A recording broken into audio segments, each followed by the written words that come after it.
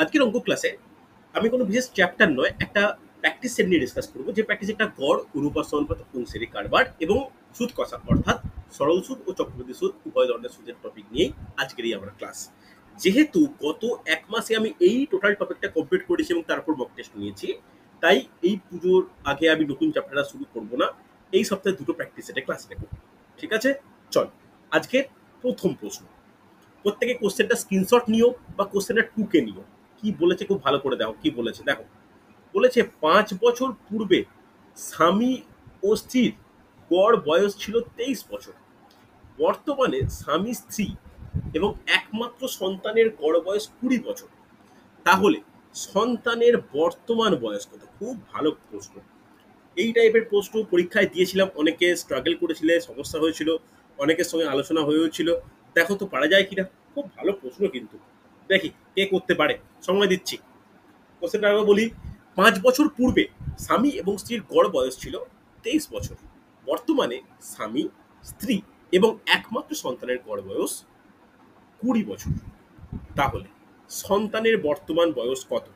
যারা পারবে, দেখো কম স্টুডেন্ট ক্লাস করছো, মুখেই অ্যান্সার দিতে পারো। 1 বছর, 2 বছর, 3 বছর, 4 বছর, চারটে অপশন দেওয়া আছে। দেখো পারা যায় কিনা। চলো কিভাবে করবে দেখো, ভালো করে বুঝবে। দুটো স্টেজ দেওয়া আছে, একটা হচ্ছে 5 বছর পূর্বের কথা বলা হয়েছে, আর একটা বলা হয়েছে বর্তমান, হ্যাঁ কি না? তাহলে একটা জিনিস তোমরা প্রত্যেকে বলো, এই 5 বছর পূর্ব আর বর্তমান এদের মধ্যে সময়ের পার্থক্যটা কত বছরের? কে বলবে?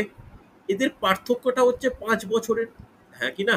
কোনো ডাউট থাকলে আমাকে জিজ্ঞাসা করে যে না বুঝতে পারলাম না স্যার। এদের সময়টা তো 5 বছরের পার্থক্য। দেখো সেখানে গড় কত ছিল?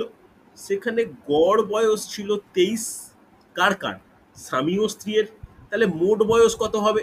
আমি আগেই ক্লাসে আলোচনা করেছিলাম, মোট বয়সের ফর্মুলা বা সমষ্টির ফর্মুলা কি হয় গৌতম? বলা উচিত গড় গুণিত সংখ্যা। তাহলে গড় হচ্ছে 23, সংখ্যাটা কত হবে? আনমিউট করে বলো। কজন লোকের কথা বলছি আমরা? দুজনের 2 গুণ করব, তাহলে 46। হ্যাঁ কি না? ভালো করে বোঝো, খুব ইম্পর্টেন্ট কিন্তু।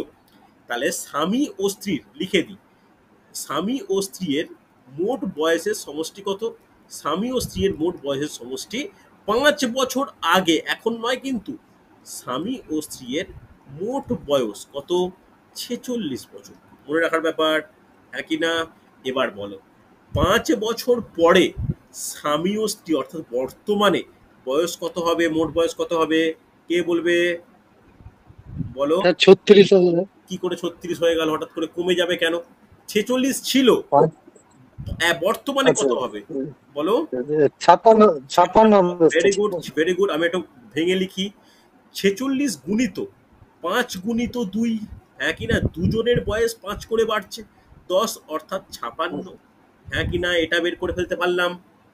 এরপরে তিনজনের বয়সের গড় কত বলা আছে? তিনজন স্বামী স্ত্রী সন্তান গড় কত বলেছে? 20, হ্যাঁ কি না? তাহলে মোট বা সমষ্টি কত হবে? বলো। 20। এবার কত দিয়ে 60 গুণ হবে? 20-র সঙ্গে 3 দিয়ে গুণ 3 হবে। দিয়ে। কেন 3 দিয়ে গুণ করব? যেহেতু স্বামী স্ত্রী সন্তান তিনজন, 60 বছর। তাহলে দেখো কম্পেয়ার করব কার সঙ্গে? এই 56 60-এর কম্পেয়ার করব, হ্যাঁ কি না? 56 ও স্বামী ও স্ত্রী, স্বামী স্ত্রী সন্তান 60। তাহলে শুধু সন্তানের বয়স কত বলা যাবে? সন্তানের বয়স হচ্ছে 4 60 মাইনাস 4 56 বছর। ইকুয়াল টু 4 বছর। ক্লিয়ার হলো সঙ্গীতা? না অসুবিধা হলে বলবে। সন্দীপ বুঝতে পারলে? রেসপন্স করো। হ্যাঁ স্যার। ক্লিয়ার হয়েছে? দেখো এই টাইপের প্রবলেমগুলো যেন ভুল না হয়। অঙ্কিতা বুঝতে পেরেছো? হ্যাঁ স্যার। কোনো অসুবিধা নেই, হ্যাঁ কি না? কোনো অসুবিধা হলে, কোনো ডাউট হলে আমাকে জিজ্ঞাসা করবে। বোঝা গেছে? দেখো এই ধরনের প্রবলেম প্রচুর পরীক্ষায় আসে, আমি মকেও দিয়েছিলাম, ঠিক আছে? আচ্ছা আরেকটা জিনিস, হ্যাঁ বলো বলো। আরেকবার বর্তমান যেখানটা ওই স্বামী স্ত্রীর মোট ওইখানটা আরেকটু বলে দিন, আমি ওখানটা একটু ছেড়ে দেখো গেছি। আগে বলো 46টা বুঝতে পেরেছো? 5 বছর পূর্বেরটা। হ্যাঁ হ্যাঁ। তাহলে 5 বছর পূর্ব থেকে বর্তমান কত বছরের গ্যাপ? কত বছরের গ্যাপ? 5 বছরের গ্যাপ। তাহলে স্বামীর বয়স 5 বাড়লো, স্ত্রীর বয়সও 5 বাড়লো। তাহলে কত হলো? 10, দুজনের মোট বয়স বেড়ে গেল। তাহলে আগে ছিল 46, 10 বেড়ে গেলে কত হয়? 56 হয়। বোঝা গেছে? হ্যাঁ কি না? হ্যাঁ হ্যাঁ। ক্লিয়ার? চল।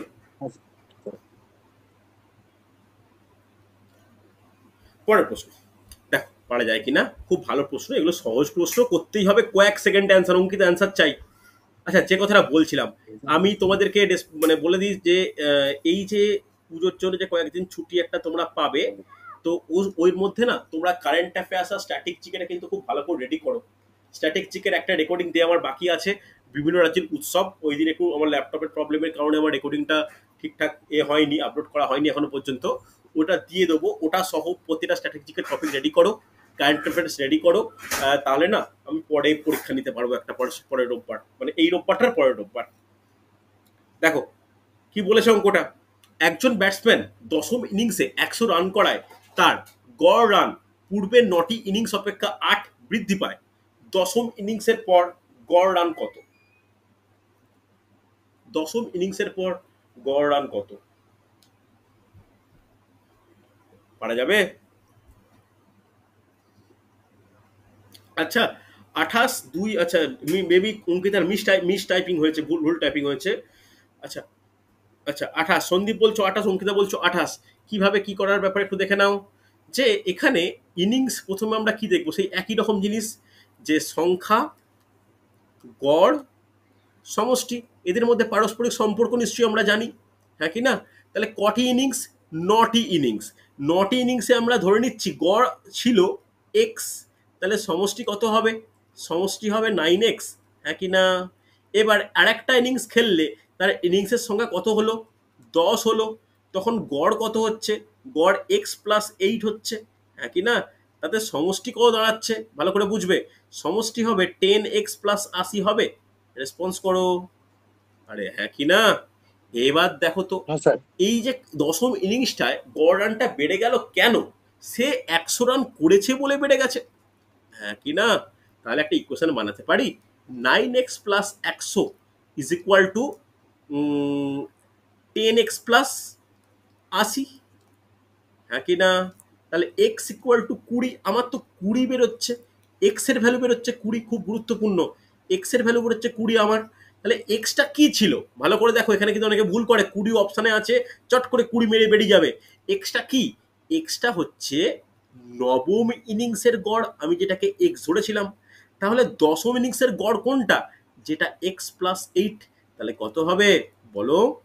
10+8, সরি ভুল বলছি, 20+8 ইজ ইকাল টু কত হওয়া উচিত? 28। রেসপন্স করো, বোঝা গেল কিনা? অপশান সি 28 অ্যান্সার হয়েছে।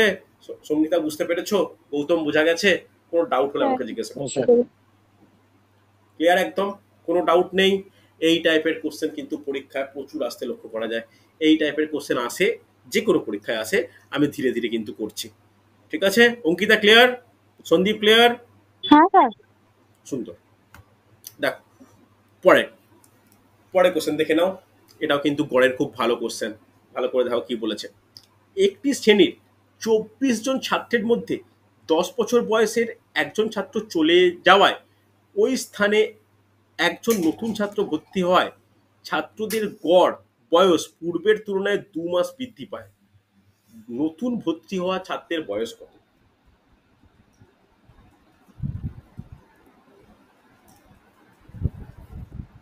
চেষ্টা করো। এখানে একজনের পরিবর্তে দুজন ভর্তি হয়েছে সেটা দেয়নি, একজনের পরিবর্তে একজনই ভর্তি হয়েছে।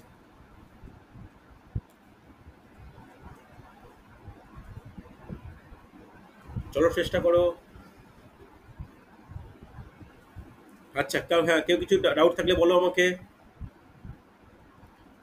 24 জন ছাত্রের মধ্যে 10 বছর বয়সী ছাত্র চলে গেছে, চলো চেষ্টা করে, অ্যান্সার পাচ্ছি না কেন? দেখো কি করব, একইভাবে সেই গড়, সংখ্যা আর সমষ্টি, এদের মধ্যে পারস্পরিক সম্পর্ক দেখলেই কিন্তু আমার অঙ্ক এগিয়ে যাবে। তাহলে কি বলতে পারি, কতজন ছিল? 24 জন। গড় কিছু বলা আছে? নেই, তাহলে গড় এক্স ধরতে পারি, তখন তাহলে সমষ্টি কত হবে? 24x, হ্যাঁ কি না? আচ্ছা অঙ্কিতার অ্যান্সার পেয়েছি। আচ্ছা সংখ্যা কি কোনো চেঞ্জ হবে? একজনের পরিবর্তে না। একজন এসছে, তাহলে সংখ্যাটা 24ই থাকবে, কিন্তু গড় কি হয়েছে? 2 মাস বৃদ্ধি পেয়েছে। আচ্ছা এই 2 মাস মানে একটু খাতায় করে নিতে হবে, এটা সমস্যা করে। 2 মাস মানে কত বছর? কে বলবে? 2 মাস মানে 2 বাই 2/12। মানে 1/6 বছর, 2/12। হ্যাঁ কি না? এটা কিন্তু খুব ইম্পর্টেন্ট। 2/12 মানে 1/6 বছর। তাহলে আমি এখানে কি বলতে পারি যে গড় বৃদ্ধি পেয়েছে এক্স প্লাস 1/6। তখন সমষ্টি কত হবে? তখন সমষ্টি হবে 24 গুণিত x plus 1/6, that equal to 24x+4, হ্যাঁ কি না? ভালো করে দেখো, হবে কি হবে না, রেসপন্স করবে আমাকে। কাটাকাটি করে 4 হচ্ছে, 24x+4। তাহলে দেখো, আগে সমষ্টি ছিল 24, এখন 24x+4। তাহলে সমষ্টিটা কত বৃদ্ধি পেয়েছে? 4 বছর বৃদ্ধি পেয়েছে, হ্যাঁ কি না? মাইনাস তো নেই, বৃদ্ধিই পেয়েছে 4 বছর। তাহলে সমষ্টিটা 4 বছর বৃদ্ধি পেয়েছে কেন? যে ছেলেটা চলে গেছে তার বয়স ছিল 10, তার সঙ্গে আমি 4 যোগ করব, 14 বছরের কোনো ছেলে এসছে বলেই গড় বয়সটা 4 বৃদ্ধি পেয়েছে। অ্যান্সার কত? অপশান ডি, 14 বছর। বোঝা গেছে? রেসপন্স করো প্রত্যেকে। সঙ্গীতা ক্লিয়ার? গৌতম ক্লিয়ার? দেখে নাও, খুব ভালো হ্যাঁ কোশ্চেন স্যার, কিন্তু। Sir clear sir. ওকে, চল পরে কোশ্চেন। দেখো, এটা কিন্তু অনুপাত সমানুপাতের খুব কমন টাইপের, চেনা টাইপের কোশ্চেন। কি বলেছে দেখো, যে এ ও বি এর মাসিক আয়ের অনুপাত 5:6 এবং ব্যয়ের অনুপাত 4:5। উভয়ের সঞ্চয় যদি 500 টাকা হয়, তাহলে এ এর আয় কত? চলো একটু চেষ্টা করে দেখা যায়, তো দেখা যাক পারা যায় কিনা। প্রত্যেকে চেষ্টা করো, অবশ্যই পারা উচিত। এ ও বি এর মাসিক আয়ের অনুপাত বলা আছে, ব্যয়ের অনুপাত বলা আছে, উভয়ের সঞ্চয় বলা আছে 500 টাকা, তাহলে এর আয় কত? দেখো, চেষ্টা করে প্রত্যেকে, পারতেই হবে। আচ্ছা, খুব তাড়াতাড়ি অ্যান্সার পেয়েছি। দেখো, এই টাইপের অঙ্ক সহজই হয়। একটাই কনসেপ্টের ওপর অঙ্কটা রয়েছে, কি যে সঞ্চয় ইজ ইকুয়াল টু কি হয়, সেভিংস আমরা কাকে বলি? যে টাকা আয় করি সেখান থেকে যদি আমাদের ব্যয়টা মাইনাস করে দিই, তাহলে যেটা পড়ে থাকে সেটাই সঞ্চয়, হ্যাঁ কি না? তাহলে সঞ্চয় ইজ ইকুয়াল টু আয় মাইনাস ব্যয়, বলা যায় তো। চলো, তাহলে আমরা এরকম ধরতে পারি যে এর আয়, আর যদি আয়টা প্রথমে আমরা আয় দিয়ে হিসাব করি, তাহলে আয় দুজনের, একটা এ একটা বি, তাহলে এর আয় কত? ধরতে পারি এর আয় 5x, বি এর আয় 6x, বলা চলে, হ্যাঁ কি না? দেখো, ওপরে যে ফর্মুলা লিখেছি সেখান থেকে আমরা এটা বলতে পারি যে ব্যয় ইজিক্যাল টু কি বলা চলে গো? ব্যয় ইজিক্যাল টু কি বলা চলে? ব্যয় ইজিক্যাল টু বলতে পারি আয় মাইনাস সঞ্চয়। তাহলে আয় থেকে আমরা যদি সঞ্চয়টা মাইনাস করে দিই, তখনই ব্যয় ক্যালকুলেট করতে পারি। যদি আয় একজনের 5x আর একজনের 6x, সঞ্চয় কার কার কত কত? সঞ্চয় কিন্তু যদি হিসাব করি, এর সঞ্চয় 500 টাকা, বি এর সঞ্চয় কিন্তু 500 টাকা। তাহলে ব্যয়ের ক্যালকুলেশনটা করতে পারবো। তাহলে ব্যয় কত হবে? দেখো, আমি এত লিখে বোঝানোর জন্য করছি বটে, পরীক্ষার টাইমে তোমরা জাস্ট ক্যালকুলেশন করলেই চলবে। তাহলে এর কত হবে? 5x মাইনাস 500 হবে। আর বি এর কত হবে? 6x মাইনাস 500 হবে, হ্যাঁ কি না? এই যে এ আর বি এর ব্যয়টা বেরোলো, এর অনুপাতটাই 4:5 বলে দেওয়া আছে। চলো ইকুয়েশন বানিয়ে নাও। তাহলে 5x minus 500 by 6x minus 500 is equal to 4/5 হয়েছে। চলো কোনাকুনি গুণ করো, 25x minus 2500 is equal to 24x minus 2000 হবে, হ্যাঁ কি না? চলো, তাহলে এখানে বলতে পারি x ইকুয়াল টু কত? x equal to 500। 500 প্রত্যেকের বেরিয়েছে, এইভাবে করলে x ইকুয়াল টু 500। যদি x ইকুয়াল টু 500 বেরোয়, আমাদের চেয়েছেটা কি? এর আয়। এর আয় বলতে কোনটা? 5x ধরেছিলাম এর আয়, ভ্যালু পুট করে দাও, 5 গুণিত 500 ইজ ইকুয়াল টু 2500, হ্যাঁ কি না? রেসপন্স করবে, কোনো ডাউট থাকলে অসুবিধা থাকলে বলো আমাকে। তাহলে option b 2500 answer. Gautam clear হলো? না বুঝতে পারলে বলো আমাকে। হ্যাঁ স্যার ক্লিয়ার স্যার। ক্লিয়ার, একদম সহজ কোশ্চেন ছিল, যথেষ্ট সহজ কোশ্চেন। একটু শুধু আয় ব্যয়ের কনসেপ্ট থাকলে কিন্তু খুব সহজেই পারা যায়, হ্যাঁ কি না? চল পরে কোশ্চেন। দেখো, এটাও কিন্তু কম্পিটিটিভ এক্সামে খুব প্রিয় প্রশ্ন। দেখো কি বলেছে, বলেছে এ এর 30% ইজ ইকুয়াল টু বি এর 0.25 এবং সি এর 1/5 হলে A is to B is to C এর মান বের করো। ঠিক আছে, A is to B is to C এর মান বের করো। দেখো, আমি যারা যারা পরে এসেছো বা আমার ব্যাচ ক্লাস ধরোনি, তাদেরকে রিকোয়েস্ট করবো অনুপাত অনুপাতের ক্লাসগুলো একটু দেখে নিও, তাহলে কোনো সমস্যা কিন্তু হবে না। রূপঙ্কর খুব তাড়াতাড়ি অ্যান্সার করো, পারা উচিত, অবশ্যই পারবে, দেখো পারা যায় কিনা। বাকিরা করো, কিভাবে করতে হয় দেখো। এটাকে এইভাবে লিখতে পারি যে এ গুণিত 30/100 লেখা চলে। এ গুণিত 30/100 ইজ ইকুয়াল টু বি গুণিত 25/100 ইজ ইকুয়াল টু সি গুণিত 1/5 লেখা চলে। রেসপন্স করো। ইজ ইকুয়াল টু কে ধরতে পারি, হ্যাঁ কি না? এইরকম কোনো পরস্পর সমান থাকলে না তোমরা কে ধরে নেবে, বুঝতে পারলে? এরকম কোনো সমস্যা থাকলে তোমরা প্রত্যেকে কিন্তু কে ধরে নেবে। অ্যান্সার চাই, অ্যান্সার করো প্রত্যেকে, করা উচিত অ্যান্সার। প্রসেনজিৎ অ্যান্সার করবে, রূপঙ্কর অ্যান্সার করবে, সাগর দেখো চেষ্টা করো পারা যায় কিনা, অঙ্কিতা অ্যান্সার করো। তাহলে ইন্ডিভিজুয়ালি প্রত্যেকটার সঙ্গে না তোমরা কে কম্পেয়ার করে ফেলো। তাহলে কিরকম ভাবে প্রত্যেকটার সঙ্গে কম্পেয়ার হবে বলতে পারি। এ 3a/10 ইজ ইকুয়াল টু কে বলতে পারি। b/4 ইজ ইকুয়াল টু কে বলতে পারি। c/5 ইজ ইকুয়াল টু কে বলা চলে। তাহলে এখান থেকে এর মান কত বেরোবে? 10k/3। বি এর মান কত বেরোবে? কে 4k, হ্যাঁ কি না? 4k বেরোবে। আর সি এর মান কত বেরোবে? সি এর মান এখান থেকে বেরিয়ে যাবে 5k। চলো, A is to B is to C অনুপাত বের করে ফেলো, আর কোনো কাজই নেই। তাহলে A is to B is to C অনুপাত কত হবে? কে দিয়েই করো। 10k/3 is to 4k is to 5k, হ্যাঁ কি না? আগে প্রত্যেকটা থেকে কে কে এলিমিনেট করে দাও। তাহলে আরেকটা স্টেপ লিখছি প্রত্যেকের বোঝানোর স্বার্থে। তাহলে 10/3 ইস টু 4 ইস টু 5, হ্যাঁ কি না? তাহলে এইরকম কোনো কিছু থাকলে অনুপাতের সাধারণ কনসেপ্ট থেকে কি করতে পারি? এটা 4 মানে 4/1, 5 মানে 5/1। অর্থাৎ হরে আছে কি 3, 1, 1। যখন কোনো ভগ্নাংশ থাকে তাহলে প্রতিটার হরের লসাগু দিয়ে গুণ করতে হয়, হ্যাঁ কি না? যদি হরের লসাগু দিয়ে গুণ করি তাহলে কত পাবো আমরা? 10/12 হ্যাঁ কি না?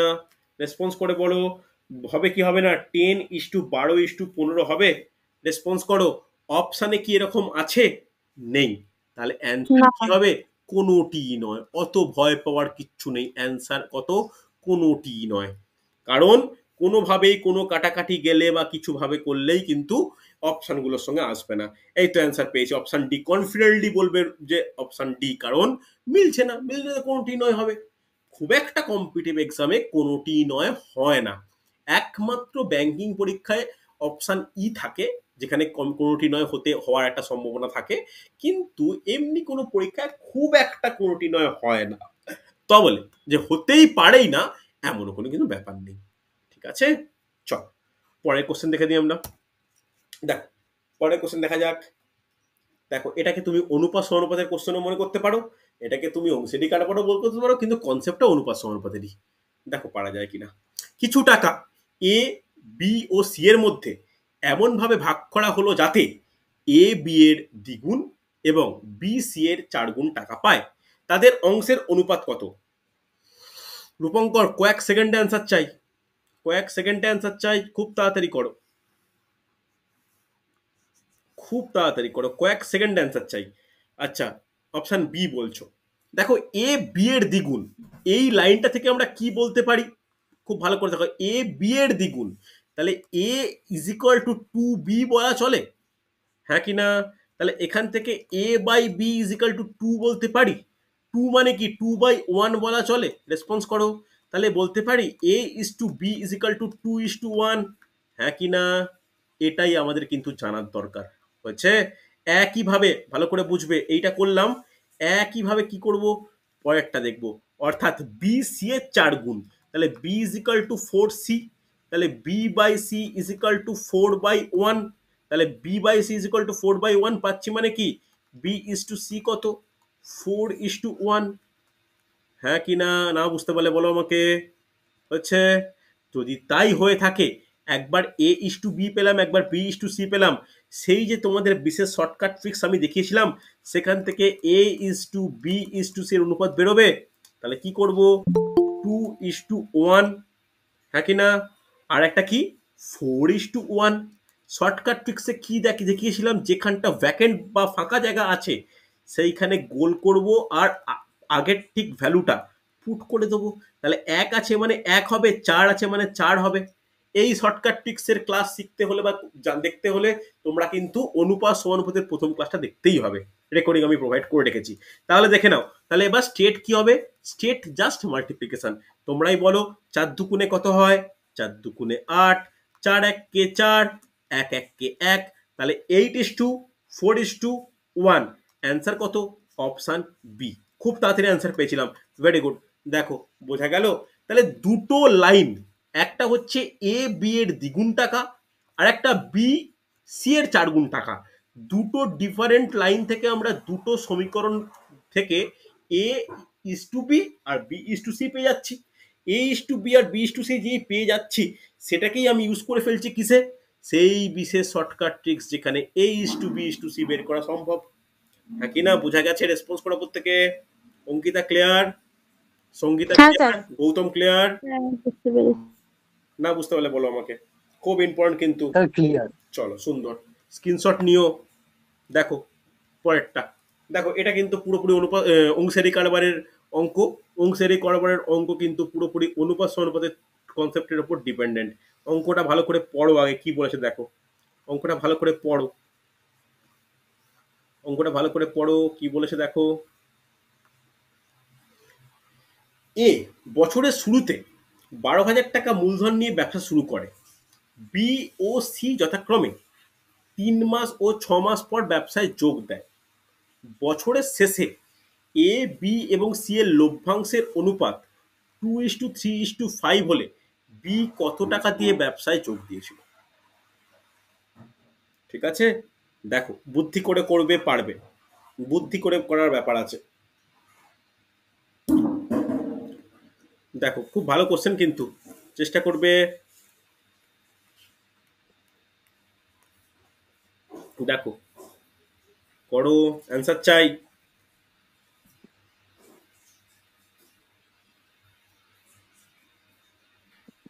দেখো এখানে না 3 জন লোক আছে, এ বি আর সি। এ কত টাকা দিয়ে শুরু করেছিল ব্যবসাটা, 12,000 টাকা দিয়ে। বি কত টাকা দিয়ে শুরু করেছিল, ধরলাম এক্স টাকা দিয়ে ব্যবসাটা শুরু করেছে। ওয়াই কত টাকা দিয়ে বলা আছে, জানার দরকারও নেই।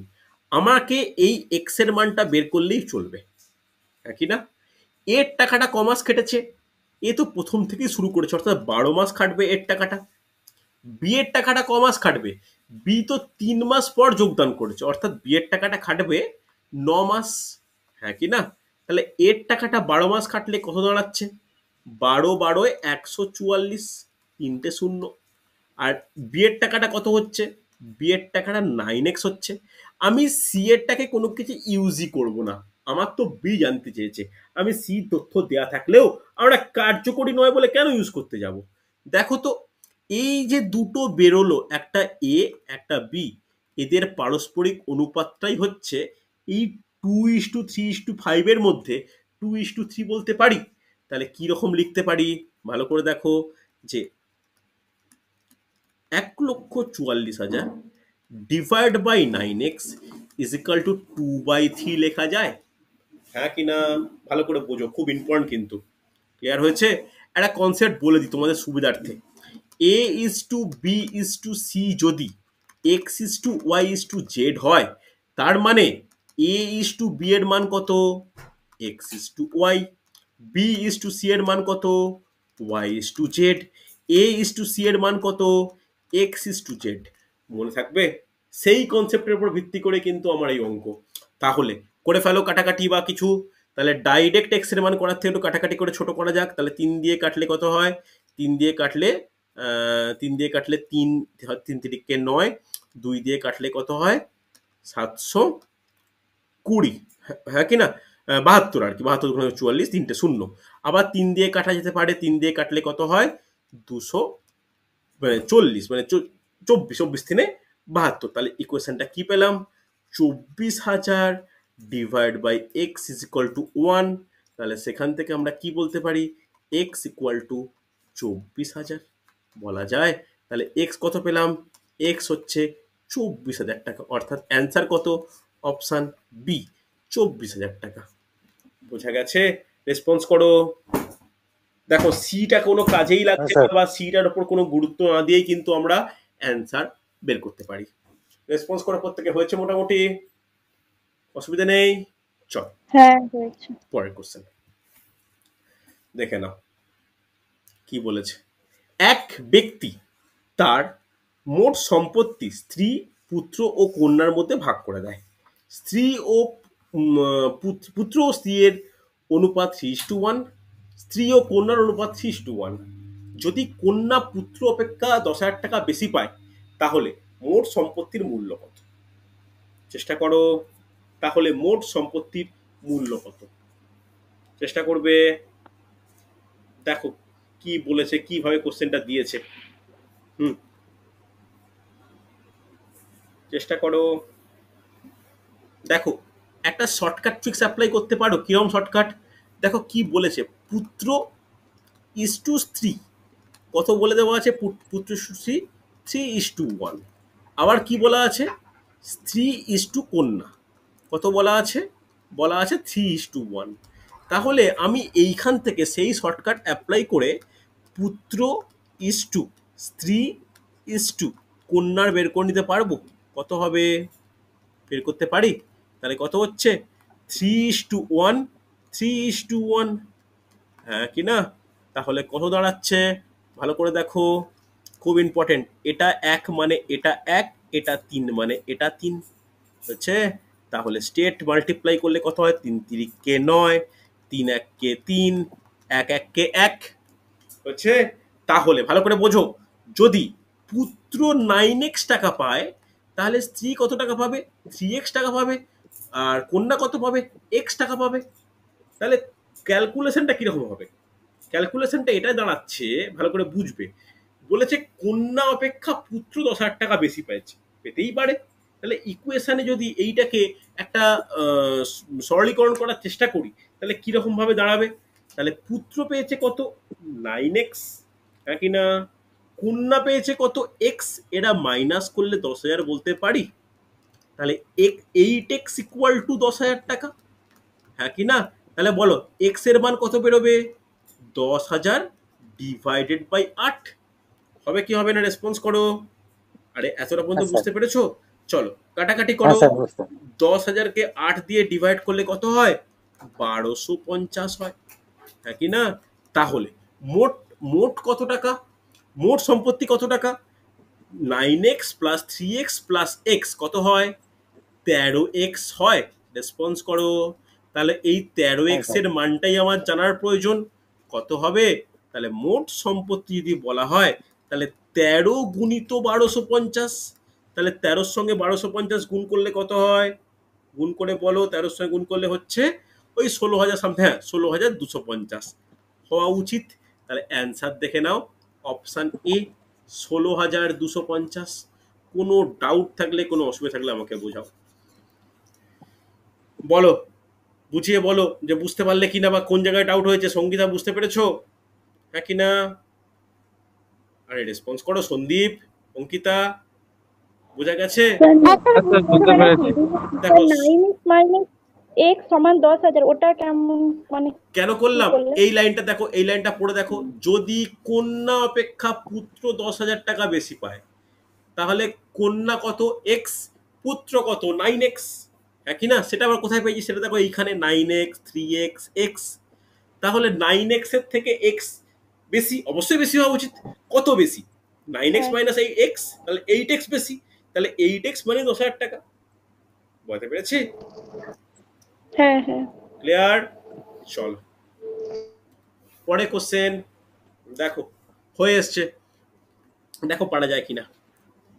9,500 টাকাকে এমন 3টি অংশে বিভক্ত করা হলো যাতে প্রথমটির 10% হারে এবং দ্বিতীয়টির 4% হারে এবং তৃতীয়টির 8% হারে 4 বছরের সুদ সমান হয়, তাহলে প্রথম অংশের পরিমাণ কত?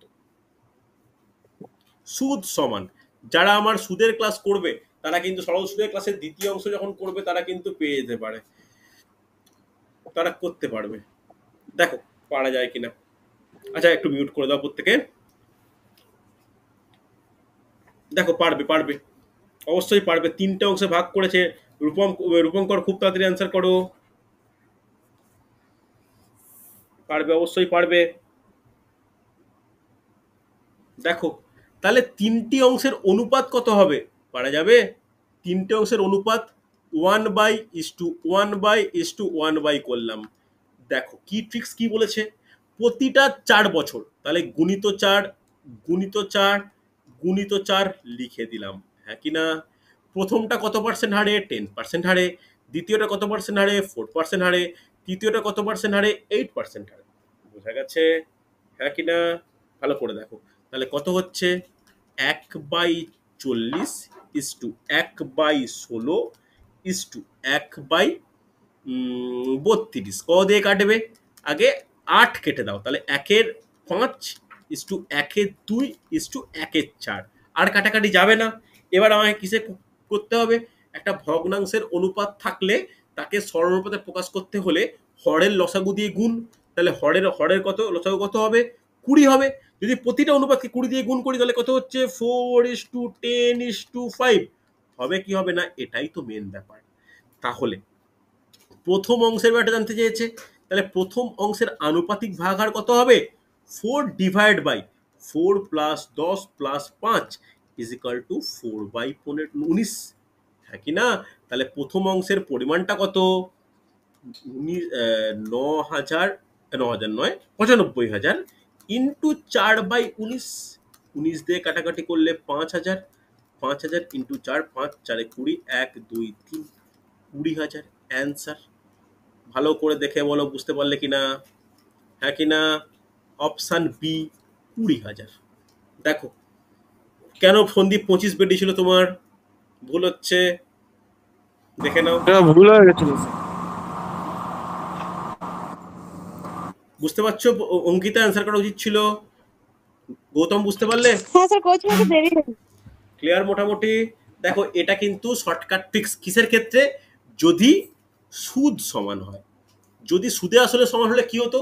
নিচে 100 প্লাস হতো, আর কিচ্ছু না। নিচে 1/100 প্লাস, ব্যাস, বাকিটা সেম। ঠিক আছে? স্যার 4টা গুণ না করলেও হতো এটাতে। কোনটা বলো? 4টা গুণ না ওই করলে চার, ওই নিচে 4 করে গুণ করেছেন না, ওটা বলছিলাম। হ্যাঁ হ্যাঁ হ্যাঁ, মানে ঠিকই বলেছো, মানে প্রথম স্টেপেই এটাকে কেটে দিতে পারতাম। একদমই তাই, প্রথম স্টেপে এটা কেটে দিতে পারতাম। আরো 2 দিয়েও কাটা যেত, দিয়ে ডাইরেক্ট এটা চলে আসতো। মানে হ্যাঁ একদম এটা চলে আসতো। হ্যাঁ একদমই তাই, একদমই তাই। চলো লাস্ট কোশ্চেন আজকে, আজকে শেষ প্রবলেম। 2,500 টাকা বার্ষিক 3.34% সরল সুদে 1 এপ্রিল ধার করে 25 আগস্ট পরিশোধ করা হলে সুদে আসলে কত টাকা দিতে হবে?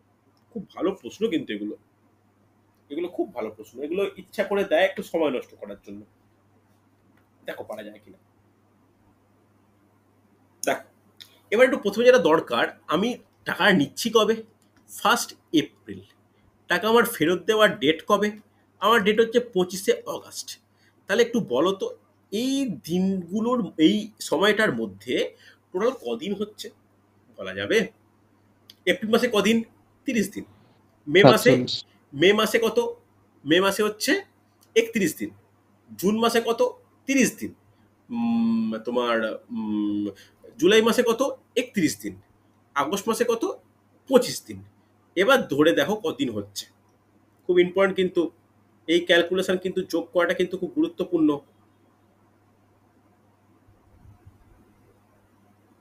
146। হ্যাঁ, কত হচ্ছে? 100। আচ্ছা একটা জিনিস মনে রাখো, আমি লিখেই দিই, এটা 30 দিন এপ্রিল মাস, মে মাস 31 দিন, জুন মাস 30 দিন, জুলাই মাস 31 দিন, আগস্ট মাসেরটা বেশিরভাগ স্টুডেন্ট ভুল করে ফেলে। দেখো আগস্ট মাসে টাকাটা ফেরত দিচ্ছে কবে? ফেরত দিচ্ছে কবে বলো? 25 আগস্ট। তাহলে কদিন ধরা হবে এটা? 25 দিন না 24 দিন? 24 दिन স্যার। 24 দিন। এই জায়গাটা কিন্তু ইম্পর্টেন্ট, আমি স্টার দিয়ে রাখছি। এটা 25 ধরলে কিন্তু 147 হয়ে যাবে। দেখো তাহলে কত হচ্ছে, 146 দিন। তাহলে 146 দিন তো বলতে পারি না, একে বছরে কনভার্ট করলে কত হয়, 146 বাই কত, 365, 365। হ্যাঁ কি না? তাহলে 146 ডিভাইড বাই 365। তাহলে এই হচ্ছে টোটাল আমার, মানে কি বলবো, মানে একটা মানে, এটাকে যদি আমরা দিনটাকে বছরে কনভার্ট করি, তাহলে দেখো তো, এই যে দিনটাকে আমি কনভার্ট করলাম, এই কনভার্ট করার পরে এটা কিভাবে কি হতে পারে, কাটাকাটি করা যাবে? দেখো তো কাটাকাটি যাচ্ছে কিনা। 365, 365কে 5 দিয়ে ভাগ করি, 365কে 5 দিয়ে ভাগ করলে 73, হ্যাঁ পেয়ে গেছি, 73 দুকুনে। তাহলে এটা দেখো 73 দিয়ে কাটাকাটি যাবে, তাহলে 73 দুকুনে 73 5-এ, তাহলে বলতে পারি 2-এর 5 বছর বলা চলে। ব্যাস। আর হ্যাঁ কি, স্যার। আর এখানে কোনো অঙ্কটা কঠিন কিছু আছে? ডাইরেক্ট বলতে পারি যে সরল সুদ কত হবে, পি কত, 2500 টাকা। আর কত, 3 পূর্ণ 3-এর 4, তাহলে 3 4-এ 12, 12 3-এ 15/4 ইন্টু সময় কত, 2/5 বাই 100 বলা চলে। এবার খুব ভালো করে কাটাকাটি করে আগে সূত্রটা বের করো। তাহলে 0 0 0 0 কেটে গেল, 5 5-এ 25 কেটে গেল, হ্যাঁ কি না? আবার 2 দিয়ে কাটলে 2, তাহলে 15 5-এ 75, 75/2 হবে কি হবে না? রেসপন্স করো, তাও দেখে নি একবার। 75/2 হচ্ছে, হ্যাঁ 75/2। তাহলে 75/2 মানে কত হয়, ওই 37.5 হয়তো। তাহলে কি বের করব আমাকে, সুদে আসলে অর্থাৎ এ ইজ ইকাল টু কি জানি আমরা, পি প্লাস এসআই জানি। পি কত, পি হচ্ছে 2500, এসআই কত 37.5, অ্যান্সার কত 2537.5, হ্যাঁ কি না? রেসপন্স করো, বোঝা হ্যাঁ গেল স্যার। কি যায়নি? দেখো এইগুলো হ্যাঁ স্যার। ক্যালকুলেশন, এরকম টাইপের প্রশ্ন প্রচুর পরীক্ষায় আসতে কিন্তু লক্ষ্য করা যায়। দেখো কিছুই না, শুধুমাত্র সময় নেবে কোনটা, এই মাসের ক্যালকুলেশন করে যে দিনটা বের করতে হচ্ছে। স্যার 24টা কেন হলো একটু বলুন স্যার, তা বুঝতে পারলাম না ঠিক। তুমি কাউকে 25 তারিখ টাকা ফেরত দিচ্ছ, সেই দিনের কি সুদটা নেওয়া হবে? ও আচ্ছা, তার আগের দিন পর্যন্ত ঠিক আছে, বুঝতে পারি। ওকে, চল। দেখো মোটামুটি এই টপিকটা তোমরা খুব ভালো করে রেডি করো। আমি আজকেও রাত্রিবেলা ক্লাস নেব। তো তোমাদের কাছে রিকোয়েস্ট থাকবে যে এই পুজোর যে ছুটিটা আসছে, দেখো পুজোর মধ্যে যতই করো বা যাই করো, একটু পড়াশোনাও করো। তার মধ্যে না তোমরা একটু রেডি করে নিও কারেন্ট অ্যাফেয়ার্স আর স্ট্যাটিক জিকেটা। তারপরে যে রোববারটা আসছে, খুব সম্ভবত 5 তারিখ, 5ই অক্টোবর, আমি কিন্তু কারেন্ট অ্যাফেয়ার্স আর স্ট্যাটিক জিকে পরীক্ষা নেব। জুন মাস পর্যন্ত কারেন্ট অ্যাফেয়ার্স আর স্ট্যাটিক জিকে অনেকগুলো টপিকই হয়েছে, রেকর্ডিং একটা দেওয়া বাকি আছে। তো ওই রেকর্ডিং প্লাস ভারতরত্নের নোটটা ভালো করে পড়বে, ওখান থেকে কোশ্চেন আমি একদিন এমসিকিউ আলোচনা করব, করে কিন্তু তোমরা রেডি করে নাও। ওটা কিন্তু 5 তারিখ পরীক্ষা নাও, 5ই অক্টোবর। ঠিক আছে? খুব স্যার আজকে সন্ধ্যেবেলা কিসের ক্লাস হবে স্যার? কারেন্ট অ্যাফেয়ার্সের ক্লাস হবে, আমি গ্রুপে বলে দিচ্ছি, দেখে নাও। কারেন্ট অ্যাফেয়ার্সের ক্লাস হবে, জুন মাসের কারেন্ট অ্যাফেয়ার্স। ঠিক আছে, আচ্ছা। চল আজকে তাহলে এতটাই।